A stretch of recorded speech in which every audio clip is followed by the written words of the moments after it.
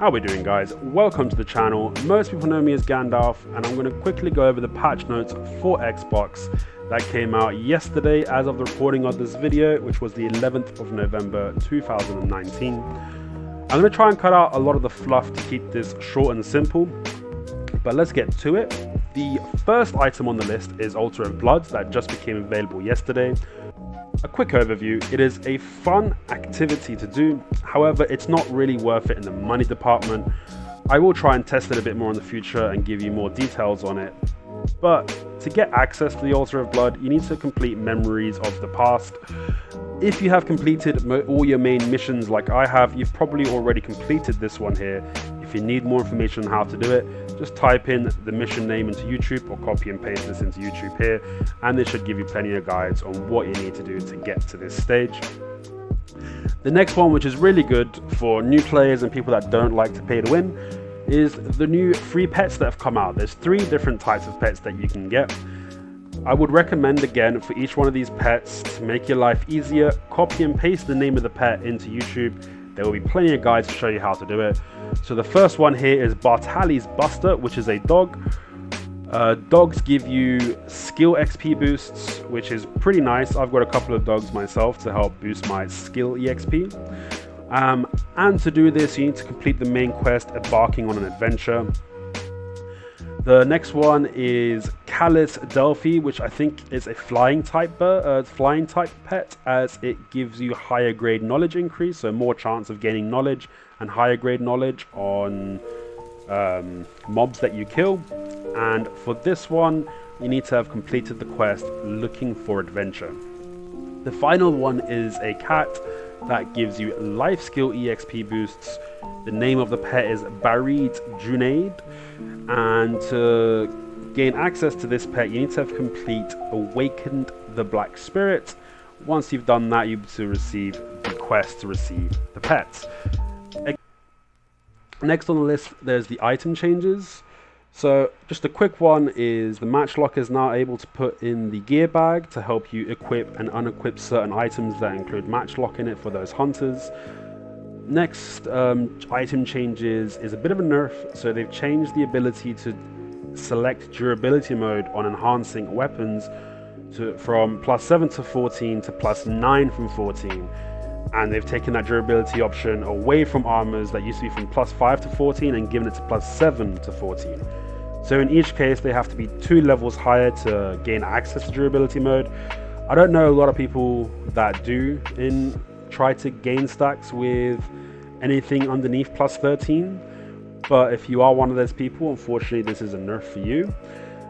Next one is a bit of a buff for cookers. Biggest recipe I can think of that this is going to help is pet food, but what they have done is they've taken dried fish, and instead of needing 2 dried fish for a recipe, you're only going to need 1 dried fish, which makes dried fish equal to live fish in terms of efficiency. I don't think this is for every single type of dried fish in the game, but by this list that they've put underneath, it does look like it is at least a large majority of them. Next item changes here is a bit of an interesting one in terms of whether it's good or bad. So they've changed black magic crystal drop rates in pretty much every area that I can think of by 50%. History has taken a bit more of a nerf than every other place. They can go up to 66% nerf, which is pretty high. However, I could tell you what effect this has had on the marketplace. So as a buyer, it's not good for you at all, because if you're buying these items from the marketplace, one, there's less supply of them, which means the price is higher. So you're going to be spending more money, and for certain black magic crystals, for example, precision black magic crystals, you have to go on a waiting list. The last time I tried to sell it, there was 40 something pre-orders. Previous time I tried to sell one, there was 20 something pre-orders. So overall, as buyers, it's a bad thing. As sellers, it can be seen as advantage. No, if you're grinding these areas, you're not going to get as many black magic crystals as you used to, but the ones you do get now, you're going to be able to sell at a higher price and quicker than you were able to before. So I kind of see it as a buff, unless you are grinding these crystals to be able to use them to melt them down to make Jinn crystals, Viper crystals, and whatnot, then it definitely is a nerf in that situation. But overall, it's a bad thing for Xbox in general, I believe. I don't think we've reached the stage that we need this nerf. PC is a different story though. This was a PC nerf that they've made, and they've brought it over to Xbox. Next one is the monster changes, which basically it's a change to the bosses, Kazaka, Nuva, Karanda, and Kudum. I believe what this paragraph says, the translation of what it means is, if it goes, the first time it goes berserk, the boss's HP will drop down to 60% during that period that is berserk the first time. And the second time it's berserk, the boss will then drop its HP all the way down to 10%. That might not be 100% true what I've just said, but that's what it sounds like when I'm reading it. If I am wrong in this situation, just let me know. It could just mean it takes damage over time and it can't drop below 60, and it takes damage over time. The first time it can't drop below 60 and it takes damage over time, and the second time it can't drop below 10. But I would hope that it will just drop down to that percentage, because if not, then the bosses are still not going to die. So we'll see how this translates, if we see more Zaka, Nuva, Karanda, and Kudums actually dying. I hope they do, because if that's the case, we're going to see more boss weapons on the market, which overall is a good thing. And finally, quest and knowledge changes. So basically, a few of the camera quest lines got shuffled around a little bit. You were able to complete these every single day, multiple times if you had multiple characters. However, they have changed it from a daily repeatable for characters to family, which now means even if you've got 6 different characters, you can only complete these quests once a day or once a week respectively, depending on which quest you are doing. So there is also an event happening on Xbox right now, which is Lavanti's special accessories. It is a little bit confusing when you're looking at it, because there is a bunch of different items you can get that can be combined together in a bunch of different ways to give you different outcomes. Now I'm going to list the items you're going to get, and I'm going to show you the table. But basically, when you're grinding, you're going to be able to get these Leviantias, if that's how you pronounce it. I'm just going to call Leviathans because it's easier for me. So you're going to get Leviathan rings, silver powder, gold powder, big diamonds, and ancient pearls. Now, you will be able to combine these items in a bunch of different combinations to get different outcomes.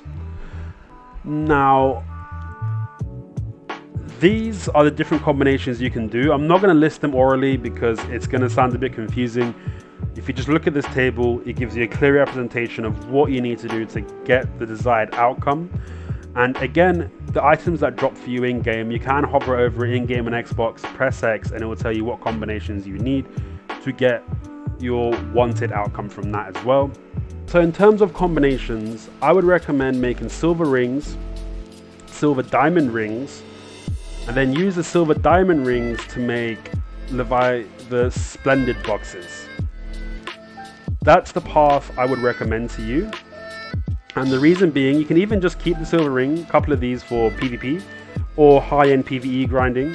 2 attack speed, 2 casting speed, 2 movement speed, AP plus 5, and accuracy plus 8. It's fantastic for Archman's, Hystria, and PvP. Buff also lasts for half an hour. If you turn it into a silver diamond ring, I wouldn't recommend opening the silver diamond ring. I'd recommend holding onto it and turning it into a splendid box.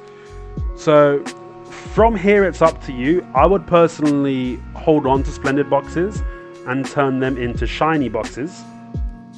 I would 100% not recommend making fancy boxes. It's a complete waste of time. None of these items here are worth enough silver for the amount of effort you have to go to. So forget about, in my opinion, the fancy box, and just make as many shiny boxes as you can to try and get one of these better rewards. But alternatively, it is 10 boxes to make one of these, so you can definitely just open these. You'll have 10 attempts of maybe getting a weapon box, tongue rat earring, different types of black magic crystals. It's It's not terrible, but if you do make it into a shiny box, you will have more of a chance of getting the big boy ogre ring drop or a big boy tongue rider ring drop. So if you are patient, hold on to it. You don't get a lot of the diamonds, so these Leviathan diamonds, so I'd recommend always putting them into the silver rings at the end of the event. If you have any of these diamonds left over and you've used all your silver powder, then you can make the gold ring and just open those boxes as it is. I wouldn't upgrade it further. You got a list of items here. It's not terrible, but it's definitely not worth using your diamonds over. And again, I'll show you the combinations. So the ones that I'll be recommending, once you get 10 of these rings, you combine it with 10 powder to make a silver ring. You'll then take that silver ring, combine it with a big diamond to make a diamond silver ring. Then you'll take the diamond silver ring, combine it with 10 of the ancient pearls. 3 of the ancient pearls to make a splendid box, and then you'll take 10 splendid boxes, combine it with 10 ancient pearls to make a shiny box. And that is basically the event for this patch. It is a bit of a complicated one. Hopefully we'll see a few more accessories hit the market, ogre rings especially, so the prices hopefully drop a little bit. They're a bit overpriced on Xbox. But that will be the end of this video here, guys. I hope you enjoyed. If you have any questions, leave them in the comment section down below, and I'll see you guys in the next video.